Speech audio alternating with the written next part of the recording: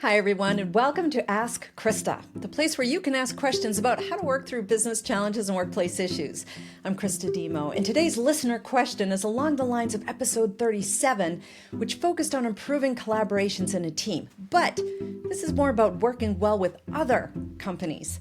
The listener question has wonderful context, and when our listeners do that, it reads like a business case, which is kind of cool. It's like being in a quick business school class. Here it is. I've been an alliance manager overseeing various partnerships in a scientific environment for 4 years, and before that, I was a bench scientist. I love people and I love science.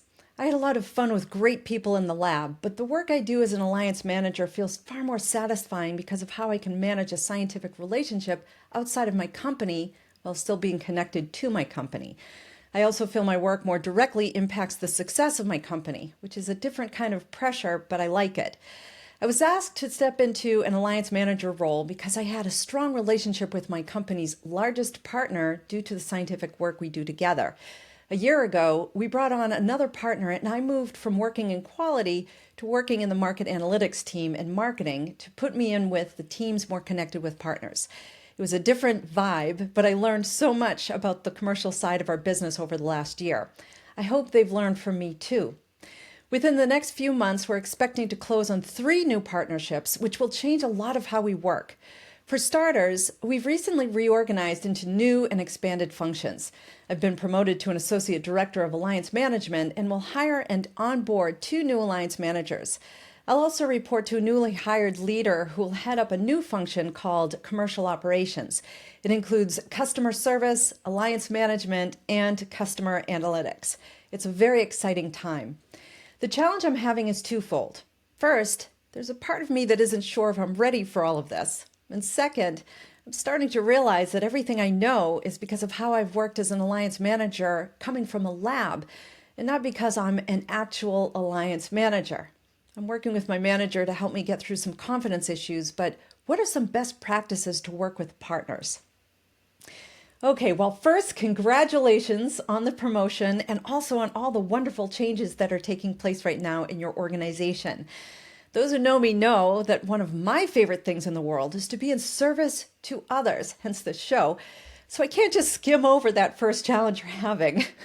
I'm really glad you're working with your current manager because for sure that person will know you better than I do. But I want to also normalize the feeling that you may not be ready for all of this because the all you're talking about is a lot. Big organizational expansion, a lot of big wins too. Reorganization that brings in new leaders and new functions, some of which you and others may not know about yet, like how customer analytics drives some of the most critical business intelligence in your organization. It sounds to me like you've been able to develop into a role that you also helped to develop, and you have good humans looking out for you too. Aside from moving through all the changes, and I'd like to highlight Season 1, Episode 4 as a potential resource for you because it focuses on managing through necessary changes at work, I think the answer to your second challenge and your question will probably help you with the confidence piece also. First, let's talk about what alliance management is. We heard our listener provide the foundational aspects: important partners, managing relationships outside of your company, how partnerships or alliances directly impact the success of a company, how the roles are typically within the commercial organization, either sales or marketing, or in this new development, commercial operations department. The listener also talked about the amount of expansion that occurs when you bring on new partners.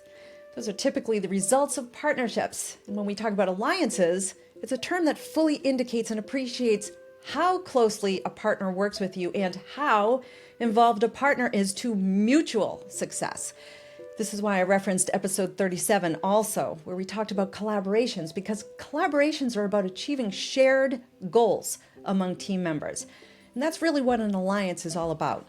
So first, think about an alliance as a critical and really close partnership where mutual success largely results in how well you work together for mutual gains. The core competencies of your organization, or those things you do so well and so much better than others, complements your partner's core competencies and complements them so well that you both gain from the alliance. It's the quintessential 2 + 2 = 5, in that by joining forces, you're not just joining to offer each other services and products and a competitive edge. You join and actually come up with more than just joining forces or partnering. So, to move directly into our listener's question about best practices. First, as with all Ask Christa episodes, your organization should be clear on what alliance management means. And considering our listener has been in this role for a few years and they seem to be expanding and hiring in a way that signals they understand and are implementing a sound alliance management strategy, our listener probably has objectives in hand. But if not, your organization should be clearly articulating the strategy for alliances and alliance management. It usually includes the process to execute on alliance management also, and it could look like this. Our alliance management strategy focuses on increasing our company's ability to strengthen or improve the following. Number one, how we provide our products or services to, in this case, our patients, but it could be our customers. So number one, how we provide our products or services to our customers. Number two, how we de-risk our business through a shared risk model, thereby increasing its value and longevity. And remember from previous episodes, every time you reduce your risk, you increase the value of your company. So number two, how do we de-risk by sharing risk? And number three, how do we enable faster and higher quality going to the market and service responses also to our customers so that they receive their products or services in an efficient and effective way? Now that's not jargon. Those are real words. The first strategic goal, again, is to strengthen or improve what you are offering to your market, which could be the patients or your customers like a healthcare provider, or if you're outside of healthcare, any customer you have. The second goal talks about, again, how the alliance aims to improve the welfare of your organization, short-term, but long-term too. And whenever you have, again, a shared risk model, you're doing just that. And the third aim talks about how you're delivering the better things to your market, where efficiency means less waste and effectiveness means higher productivity. Less waste?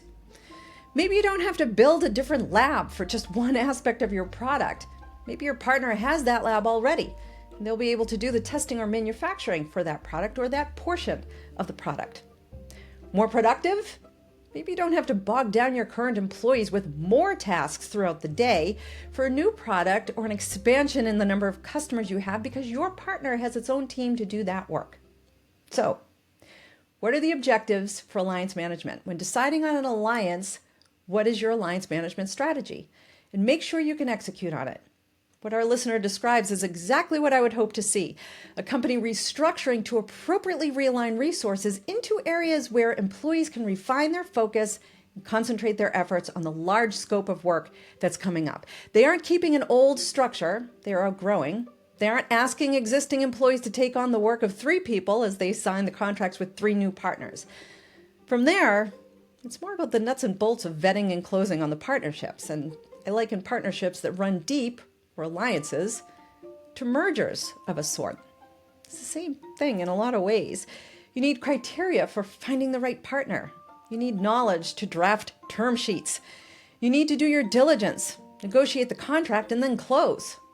You also need to have the kind of personality that can effectively and comfortably talk about relationships on paper. Expectations for behavior. Expectations for meeting and developing and delivering on trust. Expectations for communicating and escalating. Expectations for rewards and recognition. You even need to talk about and negotiate how press releases will convey status and how any potential changes or terminations will be managed. After the strategic elements are soundly in place, or at least underway, the next part is probably what our listener does so well already. You have to like working with people. You have to know your contracts in and out, to the detail.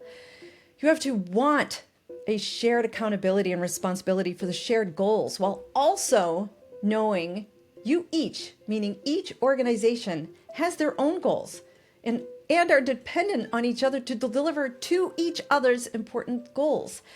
After all, how will the shared goals be completed if you aren't doing your part together and independent from each other too?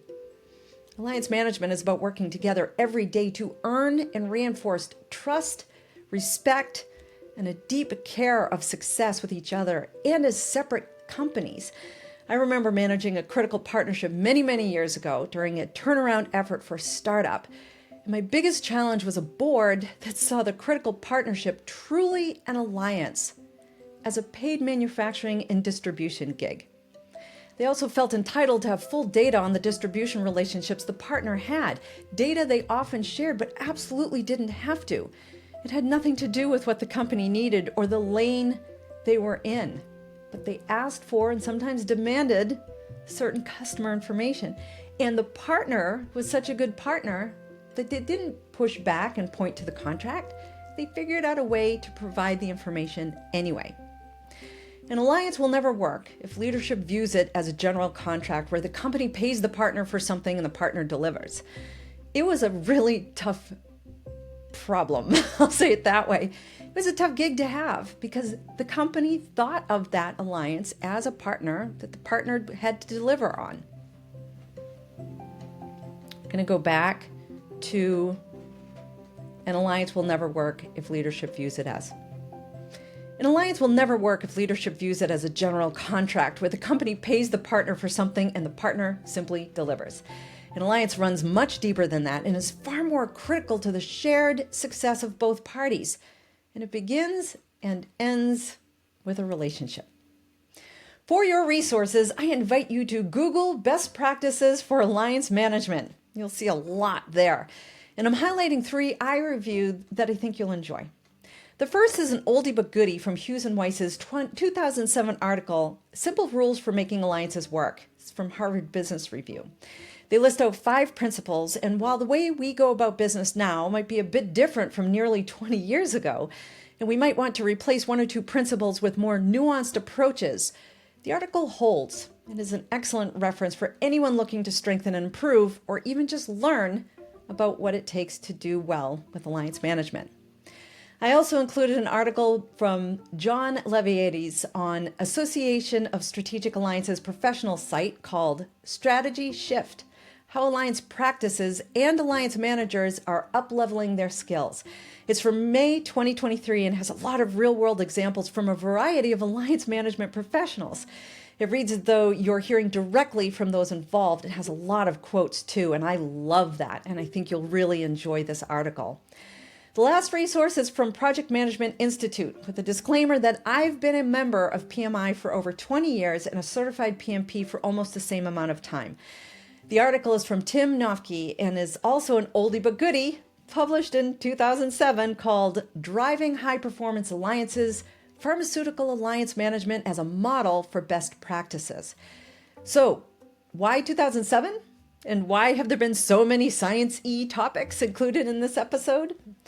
In the 2000s, we saw a lot of deep science and biotech advancements that required a high-risk, high-capital model to fund such advancements and reach patients. The Genome Project unlocked a lot of potential and new science was on the horizon. Various biotechs, including those that may be competitors in one biotech domain and another biotech domain, became partners in a different domain. A go farther together mentality emerged. Perhaps one of the greatest and most consistent examples of this is Genentech, and I'll include an article about their history of partnerships in the show notes too. It's called Timeless Partnerships. By the way, we see these alliances in large-scale engineering domains also, and we see them even in the Department of Defense programs. And that's been around for decades, like 60, 70 years, where we see defense contractors like Lockheed Martin and Raytheon and Northrop Grumman working together toward a shared goal on a single contract, even though for all other intents and purposes, they're competitors.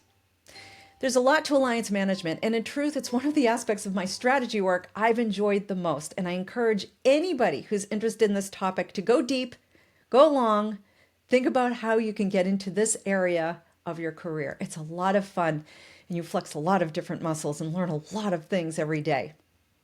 And that's a wrap for episode 41. We're almost halfway through season 4, focused on listener questions related to doing the work. Submit your question on my show's site, askchrista.com. That's Christa with a CH, where you will see all of my episode lists based on category and season. While you're there, Sign up for my More Answers newsletter, where you'll receive additional content on Sunday nights to set you up for the work week. And as always, thank you for your support. Remember, if you have a business challenge or workplace issue, ask Christa.